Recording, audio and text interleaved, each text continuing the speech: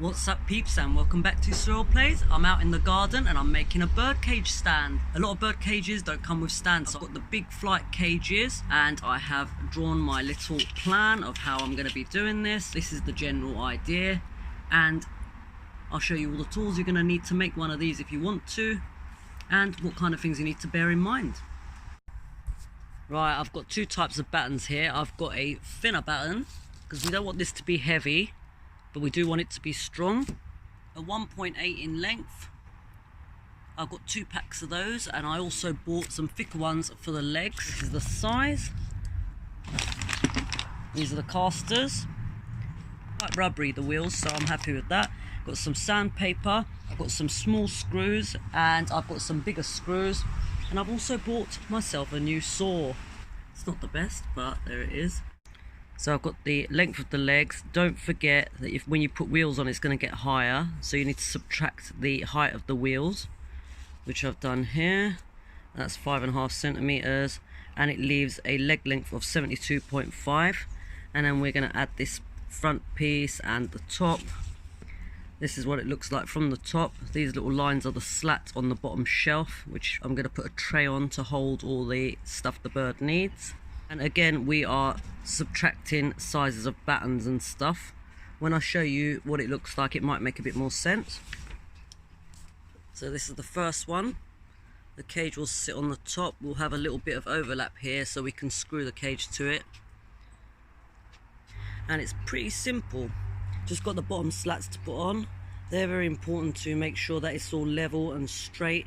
We are gluing all the joints and screwing all the joints as well. I'm using this Wicks weatherproof, water adhesive, indoor and exterior. I've got long screws, I've got very short screws, and I've got in between screws. Measuring tape. If you put everything into a box as you work, you know everything's in there, so whenever you stop working you can put it away and then take it back out, and you know everything that you need is in that box. Just a little tip there. Make sure you are making pilot holes, drilling pilot holes to make sure the wood doesn't snap. Some of it has, like there, even with a pilot hole, because I've screwed right through to it. I'm going to glue those, and you can put a little bit of sawdust in them. So getting on to showing you how to make it now. I have cut all my pieces, drilled all my pieces, they're all ready. I've got them out on the table here, and we're basically going to put all this together. I'm going to start with the 2 side frames. Once you've got those together, it's easy to put together after that. So here we go. So what I've done, actually, I should mention this, is sand every piece before I go to put them on. You can sand them a bit more after you've done it. It's going to be easier to do it that way. But for things like where the wood chips and stuff when you cut it, sand it down so it's not sharp. Here's a little bit. Ow. We're going to sand it down again once we put it all together though.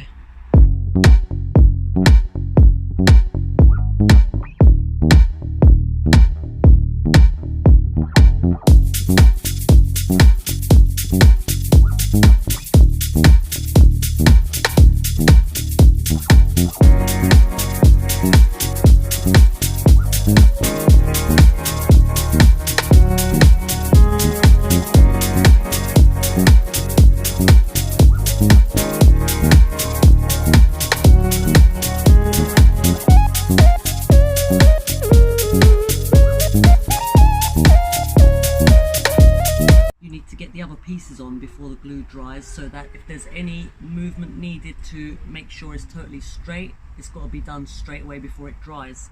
So let's do it.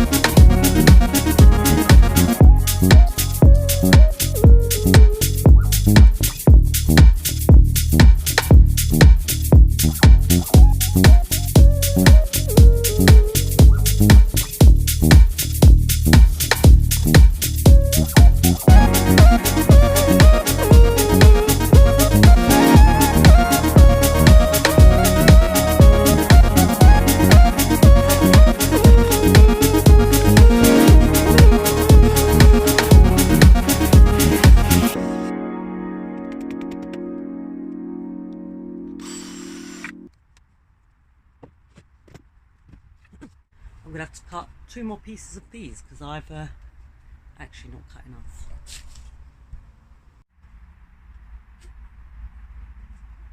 Look at that. Thanks, Wix. Thank you. There's one that happened earlier too.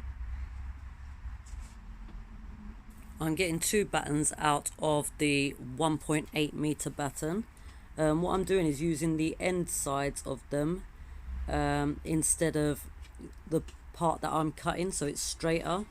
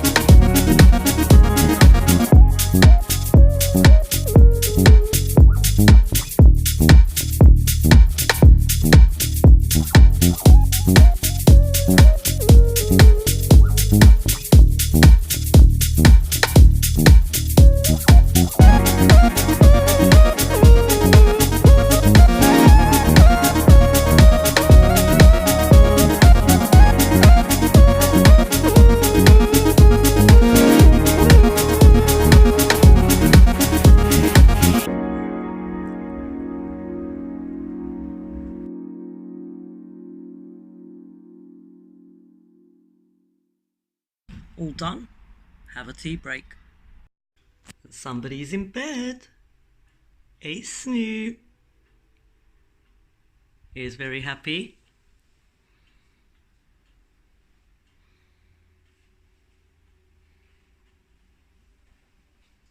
If you haven't already subscribed, please feel free to do so.